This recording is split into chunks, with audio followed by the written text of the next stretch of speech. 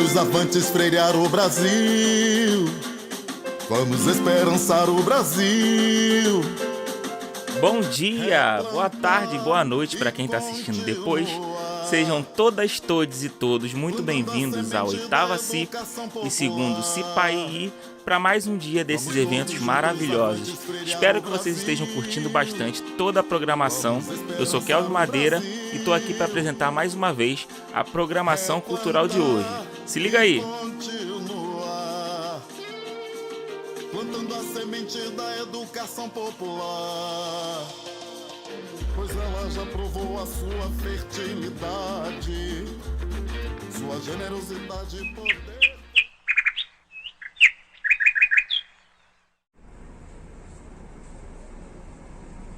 O Menino, A Sombra da Mangueira e o Mundo, de Maria Inês Marcelino de Araújo.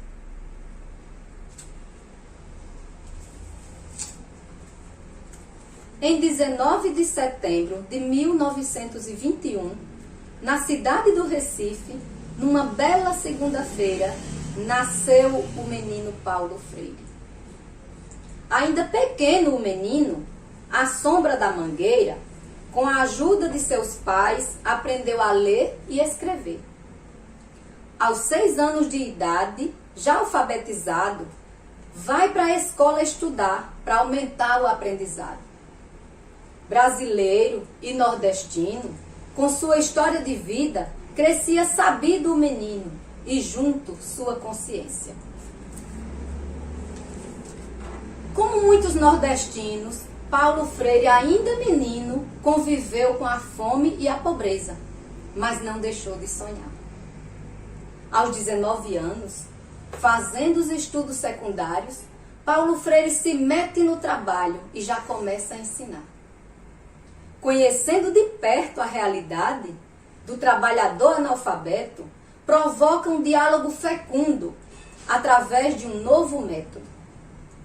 Da denúncia ao anúncio, por justiça social, engajou-se no movimento de cultura popular. No auge da juventude, superando os desafios, descobre na educação uma grande tarefa política. Fim da década de 50, Freire começa a imaginar um novo método de estudo que ajude o povo a pensar. As ideias de Paulo Freire vai muito além da alfabetização. Estimula a quem está estudando a entender toda a situação.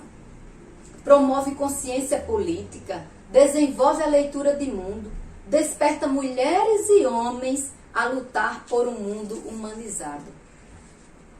Capaz de provocar mudanças, Freire criou uma educação popular onde a palavra é de todos e os saberes têm o poder de transformar.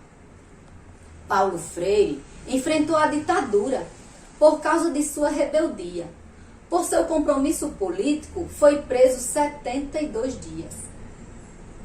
Foi refugiado na América Latina, continuando a sua missão. Tornou-se um educador mundial, mesmo em meio à perseguição.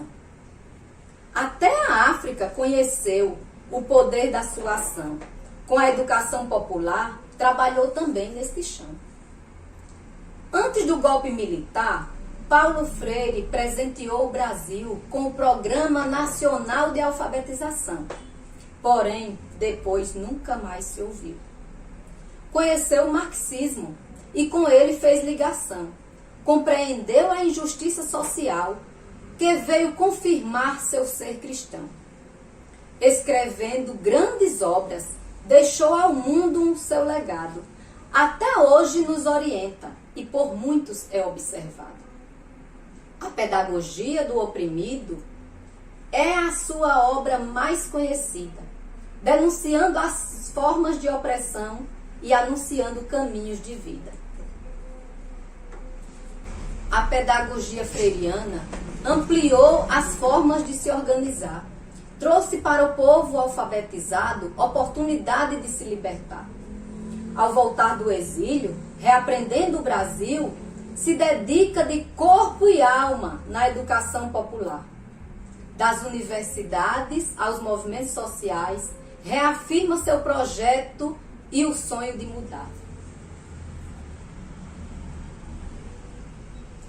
Em sua forma de ler o mundo, Paulo redefine o conceito de educação a partir da realidade local do educando e da sua visão. Desenvolvendo a consciência crítica a partir das contradições sociais, ajuda o povo a perceber as injustiças e se tornar agentes de transformação. Sua experiência em São Paulo, na Secretaria de Educação, deu-lhe a oportunidade de criar o MOVA, Projeto de Alfabetização. Na compreensão de Freire, o processo educativo é mais que aprender a ler e escrever. É um ato socioeconômico e político.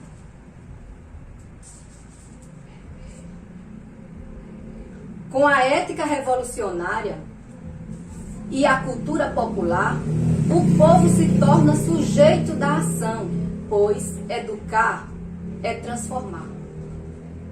A educação popular forma mulheres e homens críticos, capazes de promover justiça e dignidade e ampliar sua ação em favor de muitos. No seu compromisso com a educação, junto aos trabalhadores do campo, Freire assume a questão socioambiental como necessidade de amor ao mundo. A ecopedagogia, o Protocolo de Quioto e a Agenda 21, inspirados nos princípios freirianos, levam o ser humano a refletir a fundo o compromisso sustentável com o planeta.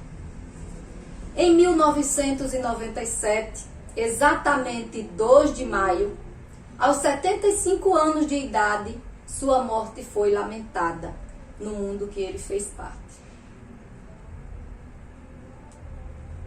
Mas Freire não deixou de existir. Sua presença está viva entre nós. Através de seu legado, continuamos inspirando e ecoando a sua voz. Mulheres e homens novos, construindo uma nova humanidade. Com a ferramenta da educação popular, transformamos a realidade. Paulo Freire foi o primeiro. Nós continuamos a história. Através da educação popular, o povo alcança vitórias. Esse recado foi dado a mais de 90 países, com a pedagogia de Freire, libertando os infelizes. Esse é o nosso compromisso, de o mundo transformar. Ferramentas nós já temos, basta a gente começar.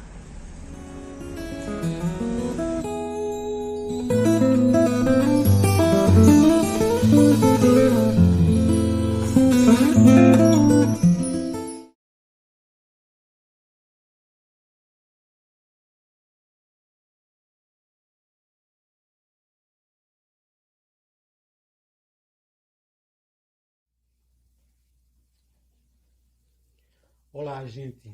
Eu sou Jaci Farias e sou um amante da poesia. E como poeta, eu me enganei. Em maio de 2020, quando contávamos pouco mais de 20 mil mortes pela pandemia do Covid-19, eu achava aqueles números tão absurdos que acreditava que a pandemia estava no fim. Eu não imaginava que tanta dor e tanta desgraça ainda estava por vir. E então resolvi fazer um cordel contando a história da pandemia, acreditando eu que a história terminava ali. E foi aí que nasceu, na pandemia, amor e solidariedade. Ouvi falar de uma doença matando gente na China, rara e muito perigosa, pior que estricnina, causando devastação porque não tinha vacina. Esse mal se espalhou em grande velocidade, não respeitando limites de bairros ou de cidades, até noutros continentes, causando calamidades. Era muito sofrimento ver notícias na TV sobre doença tão grave e o povo a perecer, e nem a própria ciência podia muito fazer. Por um tal coronavírus, contamina rico e pobre. Os cientistas chamaram de Covid-19, precisa muito cuidado, pois mata plebeu e nobre. Cientistas descobriram que a contaminação é de pessoa a pessoa, sendo estranho ou irmão, e o risco é aumentado se há aglomeração. O contágio foi crescendo sem se poder controlar, e uma tristeza eu sentia quando ouvia alguém falar: isso é coisa do estrangeiro, aqui nunca vai chegar. Não demorou muito tempo, no nosso país chegou. No estado de São Paulo, e muita gente matou, e logo noutros estados a doença se espalhou. Aqui, como noutros cantos, providências eram tomadas. Médicos se desdobravam para vencer esta danada, trabalhando dia e noite em tenebrosas jornadas. E se o número de casos toda hora extrapolava, o pessoal da saúde muito mais se empenhava. E paralelo a tudo isso, outra doença chegava. Essa outra tem diversos nomes para se falar. Fofoca, boato, mentira, escolha como chamar. Há quem fale fake news só para americanizar. Assim como a pandemia, boatos a se propagar, e o povo todo confuso sobre em que acreditar, se nos órgãos de saúde ou em quem sabe rezar. Da cúpula da saúde chegava a orientação para ficar dentro de casa, lavar muito bem as mãos, por não existir vacina, essa era a prevenção. Evite beijo e abraço e até aperto de mão. Não dispense álcool gel, muita água e sabão, fazendo uso de máscara e sem aproximação. Gente da terceira idade precisa maior cuidado. E quem com doença crônica já foi diagnosticado, merece mais atenção para não ser contaminado. A solução era simples, também muito complicado. A ciência recomendava em casa ficar trancado, mas muita gente temia o país ficar quebrado. O comércio ficou parado, a indústria sem produzir, e o povo desesperado querendo mesmo sair, alguns para trabalhar e muitos para se divertir. Em meio a essa tragédia, um presidente de nação, sem saber o que falar, aumentava a confusão, mandava abrir escola e gerava aglomeração. Esse mesmo presidente que falava sem pensar, disse: é só uma gripezinha, muito fácil de curar. E sendo você atleta, jamais vai lhe derrubar. Na levada de mentiras que no país se espalhavam, falsas curas milagrosas também se multiplicavam. Verdade é que as mortes de 20 mil já passavam. Tinha doutor de WhatsApp pelo WhatsApp formado, receitando água morna com sal e limão ralado. Tinha gente que tomava e se achava imunizado. Eram tantos absurdos, era loucura demais. Até um falso profeta mandado do Satanás curava com uma semente, cobrando até R$1.000. Sem vacina, sem remédio para o povo se tratar, autoridades perdidas sem saber se explicar, com uma crise política e a saúde a esperar. Tem na nossa política muita desonestidade. Tem gente enchendo a burra com essa calamidade, sem lembrar que pandemia também leva à autoridade. Assim, com o país parado, um verdadeiro lamento, o trabalhador sofrendo por não ter o seu sustento, famílias passando fome, era grande o sofrimento. Como tudo tem dois lados, também pude observar. Da história o outro lado, que agora vou contar, mesmo nessa pandemia vi meu peito se alegrar. Uma onda de amor começou a se espalhar. Pessoas se combinavam para poder ajudar aqueles que sentem fome sem ter para se alimentar. Vi gente tendo tão pouco também entrar em ação, ajudando quem nada tem, repartindo o próprio pão, praticando a empatia, sentindo a dor do irmão. Neste circo dos horrores, vi muita gente aprender que não adianta ter tudo e ver seu irmão morrer por não ter onde morar e não ter pão para comer. Ao final deste cordel, eu fui até redundante, dizendo fique em casa, repetindo a todo instante, fique em casa por você e pelo seu semelhante. Fique em casa e aprenda a viver com pouco espaço. Fique em casa que em breve daremos milhões de passos. Fique em casa, logo logo teremos muitos abraços. Escrevendo este cordel na pressão do isolamento, vi que na pandemia não existe só tormento. Tem muita alma caridosa amenizando lamentos. Essa luta é nossa, essa luta é do povo, é só luta.